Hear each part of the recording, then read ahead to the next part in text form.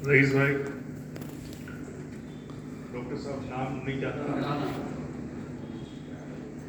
वजी साहब, बुजुर्गों और दोस्तों, अलीगढ़ मुस्लिम यूनिवर्सिटी की अपनी इनफरादियत और ये एक ऐसा अदारा है जिसने एक जहद बख्शी है पूरी दुनिया में, और वो जहद ऐसी है जिस पर पूरी कौम जितना फख्र करे कम है। मुझे याद पड़ता है अयूब खान जो सदर पाकिस्तान थे, मैकडॉनल्ड हॉस्टल में रहते थे अलीगढ़ में। उन्होंने अपने लिखा है कि मैं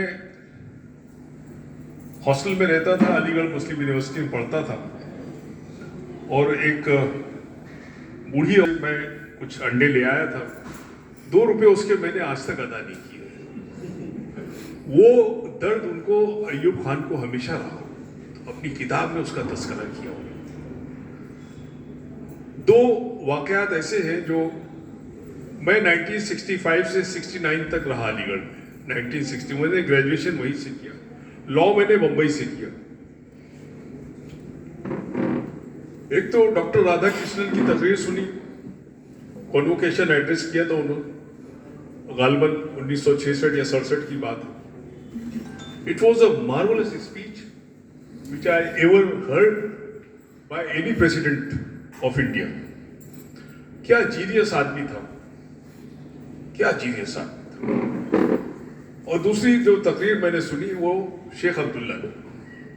शेख अब्दुल्ला ने केमिस्ट्री में एमएससी किया था अलीगढ़ मुस्लिम यूनिवर्सिटी, केमिस्ट्री में, और मुमताज हॉस्टल में रहते थे। वो आफ्ताब हॉल के मुमताज हॉस्टल में रहते थे। जुमा का दिन था, शेख अब्दुल्ला आए, सब लड़कों ने घेर लिया कि आपको बोलना है। तो उसी जो अलीगढ़ मुस्लिम यूनिवर्सिटी की मस्जिद है उसमें आपने खिताब किया।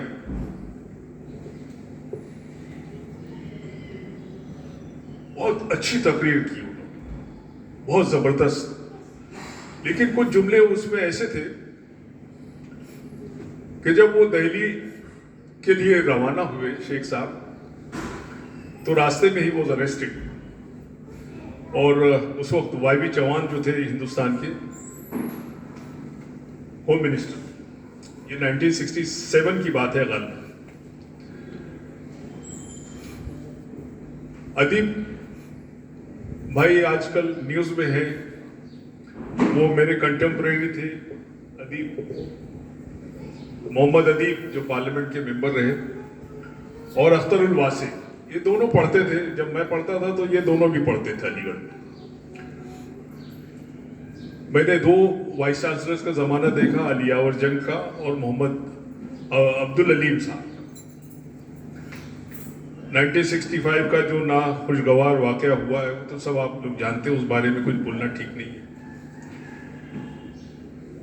लेकिन मैं एक बात बताऊं आपको कि मैं जब पढ़ता था तो उस वक्त जो पूरे तलबा की तादाद थी वो 8000 के करीब रहे थे, 8000।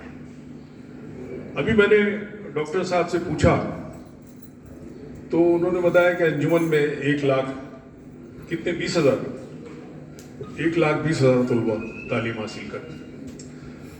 एक मुमासलत मैं आपको बताऊं, बदरुद्दीन तैयब जी ने, जो बॉम्बे हाई कोर्ट के पहले मुस्लिम जज गुजरे हैं, चीफ जस्टिस, जिन्होंने अंजुमन को कायम करने में बड़ा उनका रोल रहा है, उनके पोते थे बदरुद्दीन तैयब जी।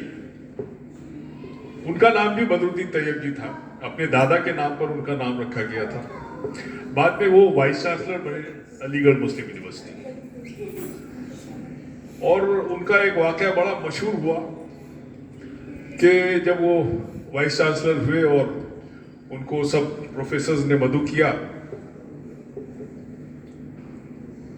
तो जो वक्त था मुकर्रर उस पर पहुंच गए वाइस चांसलर साहब। देखे तो वो बैनर वैनर लग रहे हैं।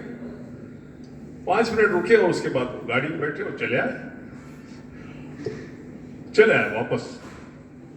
और सब गए, सब भाग के, अरे वीसी साहब तो आके गए, बोले नहीं अब मैं नहीं आऊंगा, अब मैं नहीं आऊंगा। आप जो शख्स वक्त की पाबंदी नहीं करता तो ऐसे फंक्शंस में मैं नहीं जाता।